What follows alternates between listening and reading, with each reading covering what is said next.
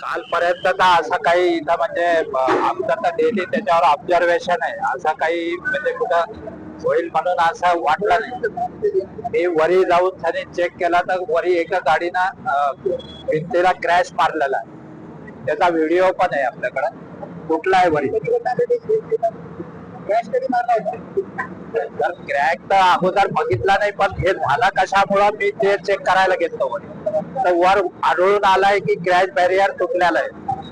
यापूर्वी सुद्धा एकदा या पुलाचं काम केलंय असं सांगितलं जाते वागला म्हणून, खरं आहे की नाही? अगोदर कुठं काहीच झालेलं नाही. तर इकडे लाईटचा पूल का हटवला गेला?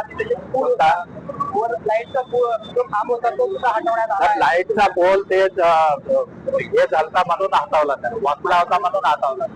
त्याला लाईटच्या पोलचा आणि याचा संबंध येत नाही ना. पण काम केलंय असं सांगितलं जाते मला. कोणता पडलेला भाग आहे? हा, त्याचा पण काही भाग पडला यापूर्वी वाकला होता आणि नाही नाही, अगोदर काही इथला कोणताच वाकल्याला भाग दुरुस्त केला. तर आता याच्यामध्ये दोन कारण असू शकते. रात्री एक 4.6 चा भूकंप झालेला आहे. याच्या अगोदर म्हणजे असं वॉल मध्ये काही वॉलनेस वगैरे काहीच नव्हता.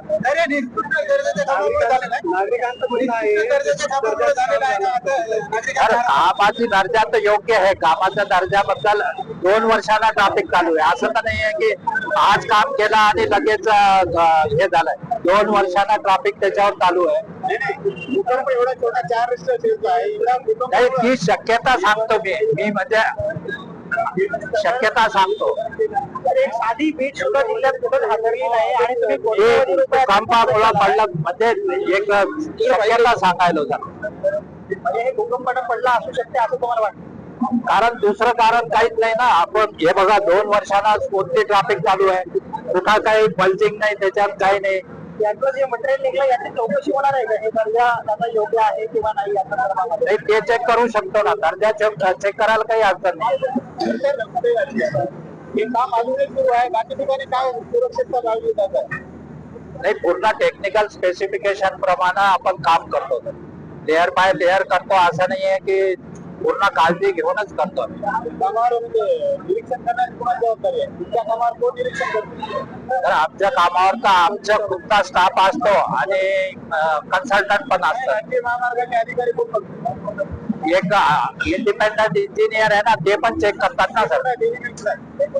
हे फक्त मी असं जिम्मेदार कोण राहील? या घटनेचा जिम्मेदार कोण? आता याला जिम्मेदार कसं म्हणताय मला सांगा ना. जिम्मेदार कसं म्हणताय?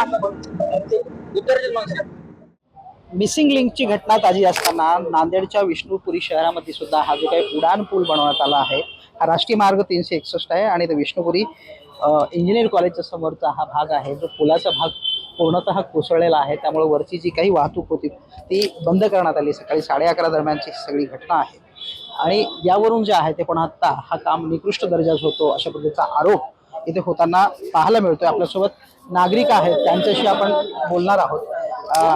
काय सांगाल, या पुलाचं काम साधारणतः किती वर्ष झाले, कधी झालं होतं आणि अशा पद्धतीने हा कोसळला?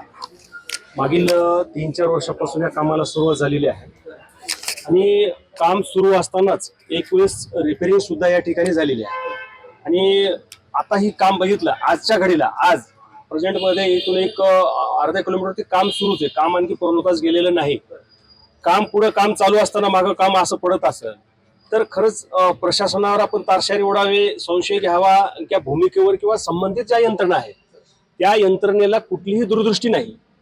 हे काम भविष्यभर चालावं, आयुष्यभर चालावं अशी कुठलीही शासनाकडे शाश्वती नाही.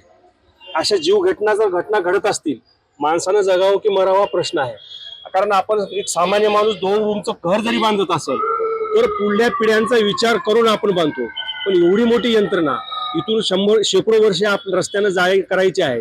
हजारो म्हणजे अब्जावधी रुपयांचा निधी असताना सुद्धा शासनाचे सामान्य माणसाचा पैसा असा दुर्लक्षित होत असेल, वेस्ट जात असेल तर होणाऱ्या घटनेसाठी जबाबदार कोण आहे याचं उत्तर संबंधित प्रशासनाने द्यावं.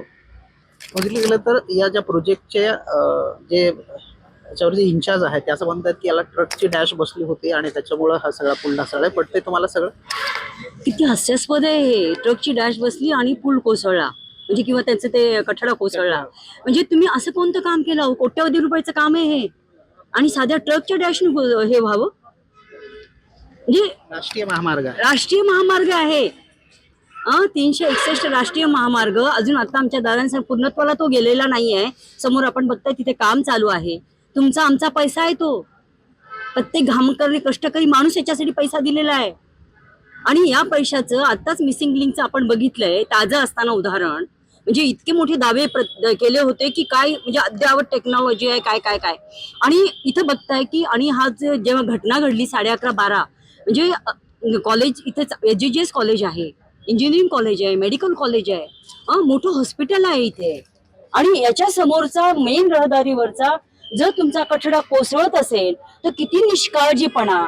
बरं, किती निष्काळजीपणा. आताच म्हटलं कोणतं की तुम्ही म्हणले की घर बांधताना आपण एवढा विचार करतो, तुम्ही कोट्यावधीचा पूल बांधताना विचार नाही करणार आहे. म्हणजे सामान्य माणसाच्या जीवाशी आपण खेळत आहात. काय मागणी काय कराल तुम्ही आता? मला हेच म्हणायचंय की आम्ही विरोधी पक्षाने, मी आता काँग्रेसची पदाधिकारी आहे, आणि विरोधी पक्षाने आम्ही आवाज उठवला की आमची थट्टा केली जाते, आणि यांचा हा जो भोंगळ कारभार आहे, यांचा जो भ्रष्टाचार आहे, याला लपवण्यासाठी सगळेजण तुटून पडतात. पण म्हणतो ना, हातच्या आरशा, याला आरसा कशाला पाहिजे, ते इथे येऊन बघा म्हणावं. आणि देवेंद्र फडणवीसांना माझं विनंती आहे की तुम्ही इथे या. तुमच्या जिल्हाध्यक्षाच्या घरासमोरचा पूल कोसळलाय, चौकशी झाली पाहिजे. चौकशी झाली पाहिजे, या कामाचं पूर्ण ऑडिट झालं पाहिजे. आणि हे याला जबाबदार जो कोणी असेल त्याला शिक्षा व्हायला पाहिजे. अन्यथा आता पुलावरून जाताना 10 विचार करावा लागायला, पूल कोसळतो का. काँग्रेसच्या रेखाताई चव्हाण आणि त्यांनी स्पष्ट केलं की या सगळ्या कामाची चौकशी झाली पाहिजे आणि जो कोणी दोषी आहे त्यावर कारवाई झाली पाहिजे, कारण ज्या पद्धतीने हा सगळा पूल ढासळला आहे हे अत्यंत दुर्दैवी अशी बाब आहे. गणेशसह गजानन देशमुख, TV9 मराठी, नांदेड.